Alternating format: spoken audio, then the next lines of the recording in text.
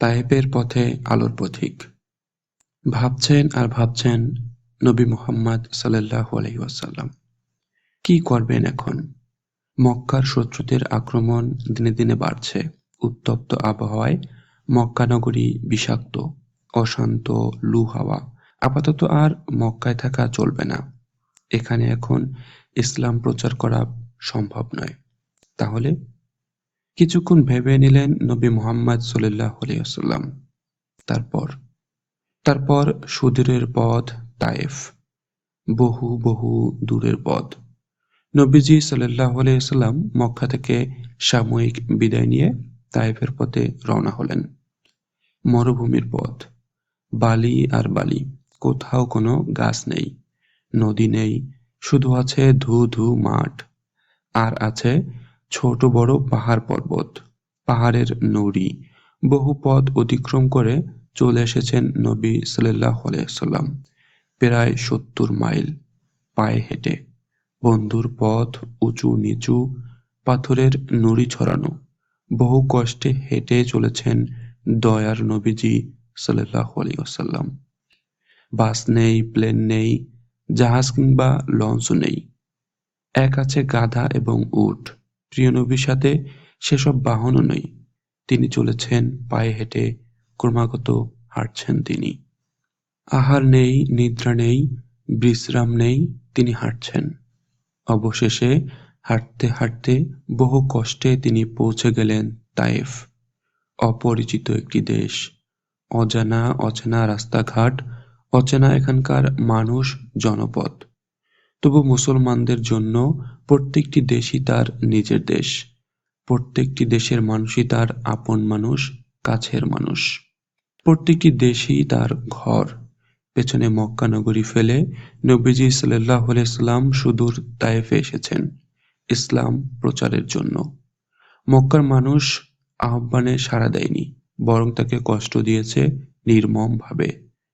তবু তিনি নিরাশ হননি, হতাশ হয়ে ভেঙে পড়েননি। তিনি অবশেষে কষ্ট স্বীকার করে তায়েফ এসেছেন ইসলামের দাওয়াত দেওয়ার জন্য, মানুষকে সত্য পথে ডাকতে, আল্লাহর বাণী শোনাতে। সুন্দর শহর তায়েফ, মনোরম। তায়েফের আবহাওয়াতে ছটফটানি নেই, ঝড়ের দাবাদাবি নেই, একটানা রোদের তেজ নেই, আবার একটানা বৃষ্টিও নেই। চারদিকে সবুজের হাতছানি, ক্ষেত ভরা ফসল, সবুজ সবজির ঢেউ তোলা ভাঁজ।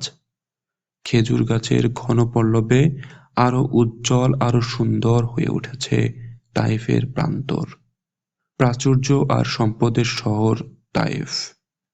কিন্তু সম্পদে তো আর সুখ আনে না। সুখ আনে মনের সৌন্দর্য, কোমলতা, পবিত্রতা এবং উত্তম চরিত্রে। তায়েফবাসীদের সম্পদ ছিল অঢেল, কিন্তু তাদের মনে সুখ ছিল না। কেননা তখনও সেখানে সুন্দর মানুষ গড়ে ওঠেনি। তারা একে অপরের সাথে কলহ বিবাদে লিপ্ত থাকত, অপরের হক অবৈধভাবে নষ্ট করত। তারা বিভিন্ন পাপ কাজে লিপ্ত ছিল। আঁতকে উঠলেন নবী সাল্লাল্লাহু আলাইহি ওয়াসাল্লাম। তার কোমল হৃদয়ে ব্যথার জোয়ার দুলে উঠল। তিনি দয়াল নবী। মানুষের অধঃপতন তিনি দেখতে পারেন না। মানুষ তো আশরাফুল মাখলুকাত, সৃষ্টির সেরা। তাদের স্থান সবার ওপরে, কিন্তু পাপী মানুষের স্থান। নবীজি সাল্লাল্লাহু আলাইহি ওয়াসাল্লাম ভাবেন, না, এদের কোনো দোষ না। কেননা এদের কাছে তো কোনো উত্তম বা সুন্দর পথের আহ্বান আসেনি। এরা এখনো আলোর ছোঁয়া পায়নি, শোনেনি সত্য সুন্দরের সুমিষ্ট বাণী। নবীজি সাল্লাল্লাহু আলাইহি ওয়াসাল্লাম ভাবেন, তাদেরকে সত্য পথের সন্ধান দিতেই তো আমাকে মহান রব্বুল আলামিন পাঠিয়েছেন। সুতরাং তায়েফবাসীকে দেখাতে হবে আলোর পথ। তিনি উদাত্ত আহ্বানে তায়েফবাসীকে ডাকেন আলোর পথে, ডাকেন সত্যের পথে, কল্যাণের পথে। তিনি তায়েফবাসীকে বোঝালেন, একদিন তোমরা মরে যাবে, কবরে যেতে হবে, কৃতকর্মের জন্য হিসাব হবে, পাপ ও অন্যায় কাজের জন্য শাস্তি পেতে হবে।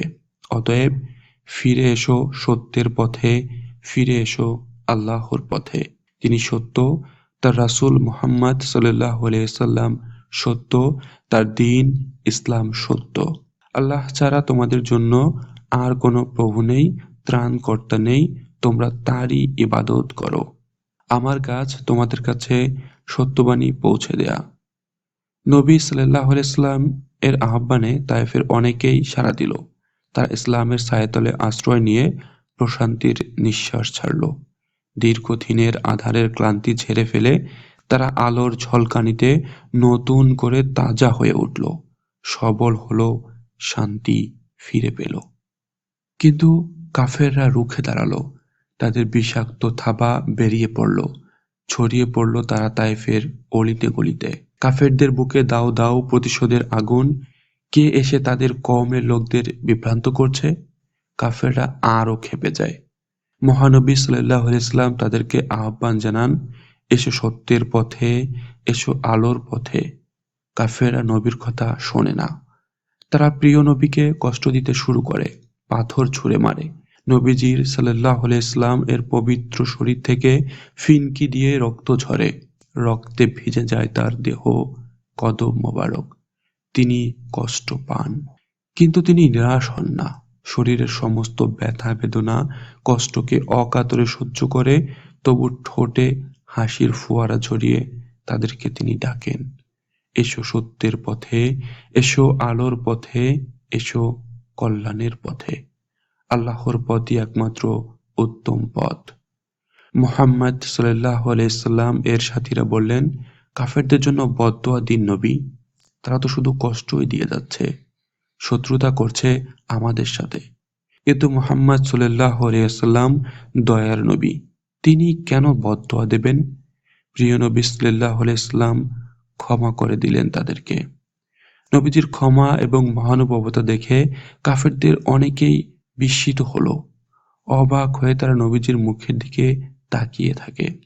তাদের ভেতরে অনুশোচনার ঝড় বয়ে যায়। কৃতকর্মের জন্য তারা দুঃখ প্রকাশ করে লজ্জিত হয়ে নবীর সাল্লাল্লাহু আলাইহি সাল্লাম এর কাছে ক্ষমা চায়। নবীজি তাদেরকে কোমল হৃদয় দিয়ে স্পর্শ করেন। ইসলামের ছায়াতলে তাদের অসন্ত অতৃপ্ত হৃদয়কে ডেকে নেন। তাদেরকে শোনান আল্লাহর বাণী। তারা পুলকিত হয়ে নবীকে সাল্লাল্লাহু আলাইহি সাল্লাম আপন করে নেয়। তায়েফে সুখ দুঃখের সাথী হয়ে যায়। কাফেররা এতে আরো বেশি করে ক্ষেপে যায়। নবীকে সাল্লাল্লাহু আলাইহি সাল্লাম কষ্ট দেওয়ার জন্যে, তাকে সত্যের আহ্বান থেকে বিরত রাখার জন্যে তারা নতুন নতুন কৌশল বের করে। কিন্তু দয়ার নবী সাল্লাল্লাহু আলাইহি সাল্লাম সব বাধাই দুপায়ে মারিয়ে সামনে এগিয়ে চলেন, ক্রমাগত সামনে। চরম ধৈর্যের সাথে তিনি মহান রব্বুল আলামিনের দরবারে মোনাজাত করেন, হে আল্লাহ, তুমি এদেরকে সঠিক জ্ঞান দাও, ঈমান দাও। এরা অবুঝ, সত্য মিথ্যার পার্থক্য বোঝে না। এদের অন্তর থেকে সকল কালিমা দূর করে দাও। এদের উপর রহমত করো, চরম শত্রুতা করার সত্ত্বেও। এভাবে দয়ার নবী সাল্লাল্লাহু আলাইহি সাল্লাম দোয়া করলেন তায়েফের অবিশ্বাসীদের জন্য।